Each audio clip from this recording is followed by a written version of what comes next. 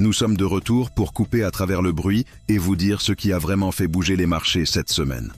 Oubliez ce que vous avez entendu sur CNBC, Bloomberg ou ces podcasts financiers en vase clos. Ce n'est pas deux journalistes économiques qui discutent.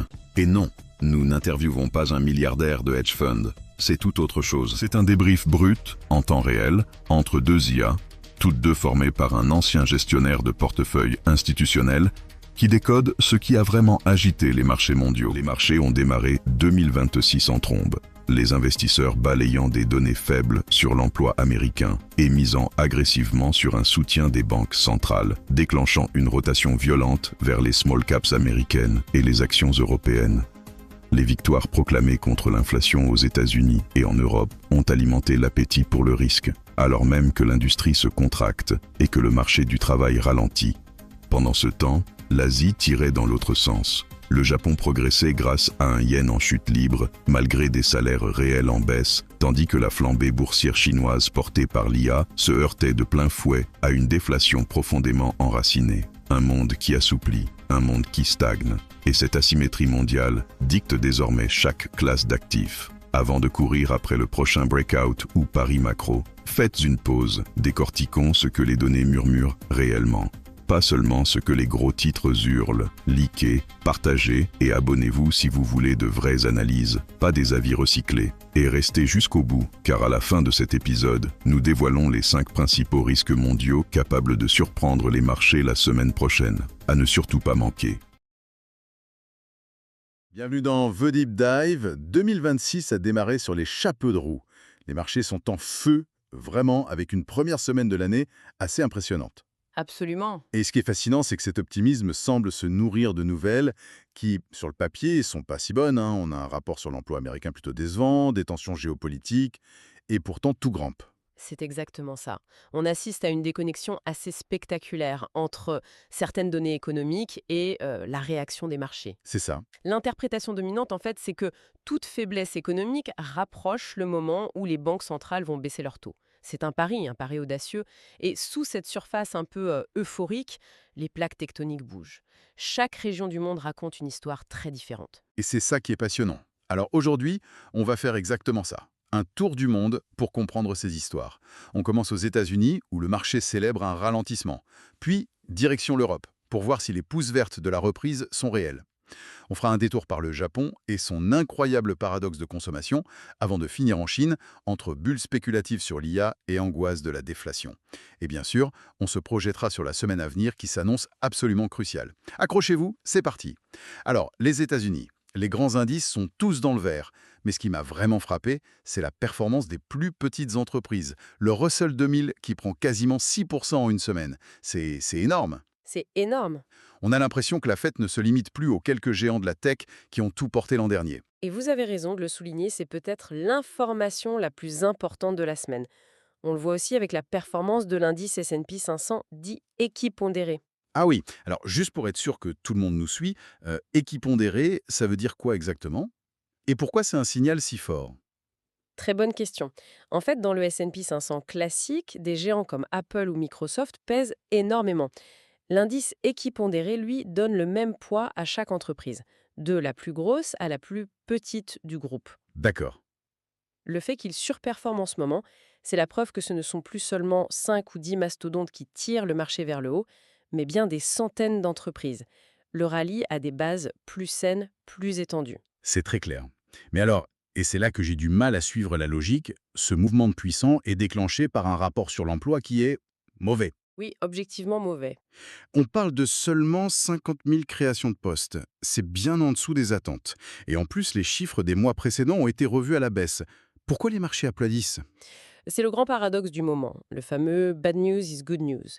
Les investisseurs ne voient pas un marché du travail qui flanche, ils voient un marché du travail qui se normalise.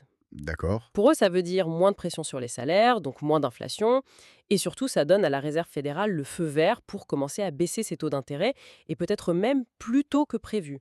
C'est ce carburant monétaire que le marché achète en ce moment, quoi. Donc le marché célèbre ce qui pourrait être le début d'un vrai ralentissement, Exactement, dans l'espoir que la Fed vienne à la rescousse. C'est un jeu qui me paraît dangereux. extrêmement. D'autant que l'économie américaine est vraiment coupée en deux.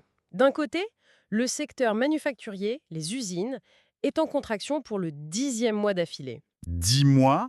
10 mois. Mais de l'autre, le secteur des services, les restaurants, le tourisme et les logiciels, lui, est en pleine forme. Il a même atteint un sommet pour l'année 2025. Cette divergence, elle ne pourra pas durer éternellement. On marche sur une corde raide. Et au milieu de tout ça, on a même eu de la volatilité liée à la politique, avec l'administration Trump qui souffle le chaud et le froid sur certains secteurs. Oui, un tweet menace les dividendes, le secteur de la défense plonge. Le lendemain, une annonce d'augmentation des dépenses et le secteur repart. C'est un avant-goût de l'incertitude politique qui va peser toute l'année. Pour l'instant, le marché l'ignore, mais le risque est bien là. Donc aux États-Unis, on parie sur un atterrissage en douceur piloté par la Fed. Est-ce que c'est le même scénario en Europe ou l'histoire est différente? L'optimisme est là aussi. On a des hausses de plus de 2% sur les grands indices, presque 3% pour le DAX en Allemagne, mais les raisons sont un peu différentes. En Europe, on ne célèbre pas de mauvaises nouvelles, mais plutôt de vraies bonnes surprises. On parle de pousse verte, de la croissance? C'est ça, et ce ne sont pas que des mots. Prenez l'Allemagne, le moteur industriel de l'Europe. La production industrielle a déjoué tous les pronostics à la hausse. Mais le chiffre le plus impressionnant, ce sont les commandes aux usines. Un bond de plus de 5% en un seul mois. Ah oui, quand même. Ce n'est pas un petit frémissement. C'est un signal potentiellement fort que la machine industrielle allemande, qui était vraiment à l'arrêt, est peut-être en train de redémarrer. Et si on ajoute à ça le fait que l'inflation globale est revenue à 2%, pile sur l'objectif de la BCE, la mission est accomplie, non? On peut sabrer le champagne à Francfort. Pas si vite. C'est là que l'histoire se complique. Et c'est ce qui empêche, je pense, les banquiers centraux de dormir. Si vous regardez sous le capot, l'inflation sous-jacente, elle est encore à 2,3%. Et surtout, l'inflation dans les services reste bloquée très haut, à 3,4%. Et pourquoi ce chiffre des services est si important? Parce qu'il est directement lié au salaire. C'est le reflet de pression salariale qui ne se calme pas aussi vite que le reste. Et la BCE a une peur bleue que cela ne s'ancre dans l'économie. C'est pour ça que certains stratèges ont une vision très à contre-courant. Ils disent que le marché se trompe complètement. Ah oui, En attendant plusieurs baisses de taux, pour eux, avec une telle inflation des services, le cycle de baisse pourrait même déjà être terminé. c'est un point de vue radicalement différent du consensus. Et pendant ce temps, de l'autre côté de la Manche, au Royaume-Uni, c'est encore autre chose. Oui, là, le marché immobilier britannique commence à sérieusement grincer des dents. Les nouvelles demandes de prêts hypothécaires sont en baisse et les prix ont chuté de manière inattendue en décembre. D'accord. Ça illustre bien la complexité du tableau européen. Des signes d'espoir en Allemagne, mais une BCE paralysée par l'inflation des services et un vrai stress immobilier au Royaume-Uni. D'un casse-tête pour banquier central à un autre, allons au Japon. Le Nikkei a bondi de plus de 3%, une des meilleures performances mondiales. Mais l'histoire qui se cache derrière ces chiffres est pour moi la plus folle de la semaine. Il y a deux moteurs. Le premier est classique. Le yen s'est affaibli, ce qui est toujours une bonne nouvelle pour les grandes entreprises exportatrices japonaises. Mais le deuxième facteur, c'est une statistique qui a laissé tout le monde sans voix. Les dépenses des ménages ont explosé de 2,9% sur un an. Alors que tout le monde attendait une baisse. Exactement. Attendez, je veux être sûr de bien comprendre. Dans le même temps, on a appris que les salaires réels, donc corrigés de l'inflation, ce que les gens ont vraiment dans leur poche, ont chuté de 2,8%. Oui, c'est ça. Leur pouvoir d'achat diminue, mais ils dépensent beaucoup plus. Comment c'est mathématiquement possible? Ils puisent dans leur épargne. C'est tout le paradoxe japonais. Et personne n'a de réponse claire. C'est le grand mystère du moment. Et c'est un véritable cauchemar pour le gouverneur de la Banque du Japon, M. Ueda. D'un côté, il veut normaliser sa politique, mais de l'autre, comment peut-il justifier un resserrement monétaire quand le pouvoir d'achat de la population s'effondre? Ils risquent tout casser.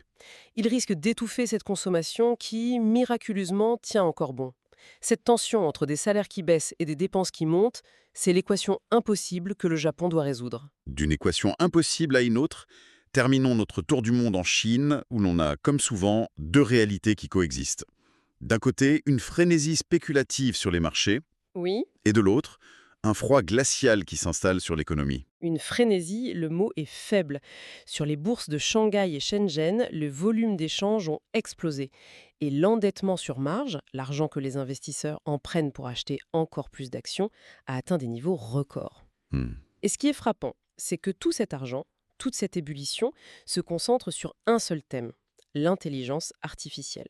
Ce n'est absolument pas le signe d'une reprise économique large, c'est une bulle spéculative très très localisée. C'est comme une fête immense et bruyante dans une seule pièce d'une maison, qui par ailleurs est complètement silencieuse et glaciale. C'est l'image parfaite. Parce que pendant que cette fête bat son plein, le reste de l'économie chinoise fait face à son plus grand ennemi, la déflation. Le chiffre de l'inflation pour toute l'année 2025 est tombé 0,0%. Zéro. Zéro. On n'avait pas vu ça depuis la crise financière de 2009 et les prix à la sortie des usines, eux, sont en baisse pour le 39e mois consécutif.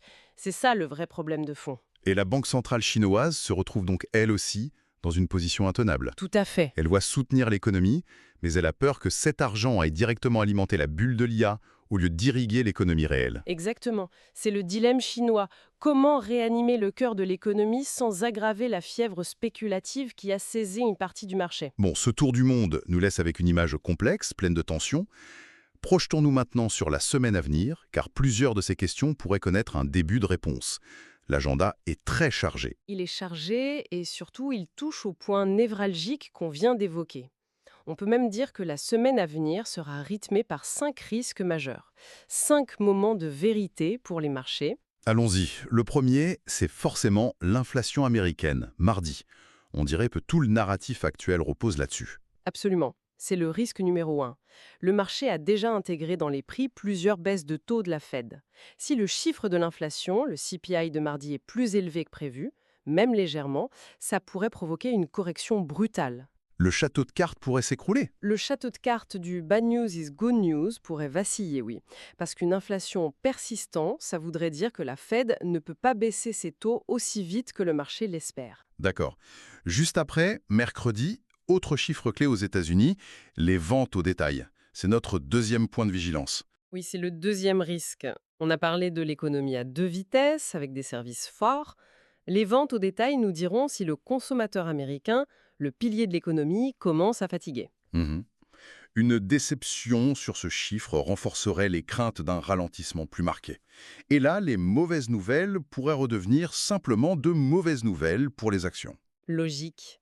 Risque numéro 3, on se tourne vers la Chine. Mercredi également, avec la publication de la balance commerciale.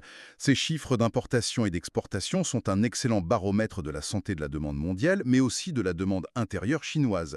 Est-ce que le monde achète encore des produits chinois? La réponse nous en dira long. Le 4e risque nous ramène en Europe, avec le Royaume-Uni jeudi. Oui, avec la publication du PIB mensuel, l'économie britannique navigue en eau trouble. Ce chiffre sera un indicateur crucial pour savoir si le pays flirte avec la récession ou s'il parvient à garder la tête hors de l'eau. Et enfin, le 5e et dernier point chaud de la semaine, c'est l'Allemagne. Toujours jeudi, on aura le chiffre de la croissance du PIB pour l'ensemble de l'année 2025. Ça donnera le ton pour toute la zone euro. Les récentes bonnes nouvelles, est-ce que c'était le début d'une vraie reprise ou juste un soubresaut passager?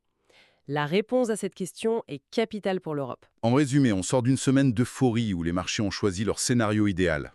Mais la semaine qui vient, ça va être le test de la réalité. Entre l'inflation américaine qui peut tout changer et les signes de faiblesse ou de force du consommateur américain et du moteur allemand, le récit pourrait très vite basculer. Exactement. 2026 commence sur un pari. Le pari que l'économie mondiale va ralentir juste assez pour permettre aux banques centrales de baisser les taux, mais pas assez pour provoquer une récession et faire chuter les bénéfices des entreprises. C'est un chemin très très étroit. Ce qui nous amène à la pensée finale. Aujourd'hui, on applaudit un mauvais chiffre de l'emploi parce qu'il ouvre la porte à des taux plus bas. La question fondamentale, et c'est celle qui va dominer toute l'année, c'est la suivante. À quel point de dégradation de l'économie le marché arrêtera-t-il de voir une bonne nouvelle pour la politique monétaire pour y voir simplement une mauvaise nouvelle pour les profits? Identifier ce point de bascule, ce moment où la perception change radicalement, c'est tout l'enjeu pour les mois. Vous êtes encore là? Alors, vous êtes des nôtres, ceux qui veulent vraiment comprendre les marchés. Si ça vous a fait réfléchir autrement, likez, partagez et abonnez-vous. Des marchés plus intelligents ont besoin d'esprits plus affûtés. Développons ça ensemble. Nouveaux épisodes IA chaque semaine.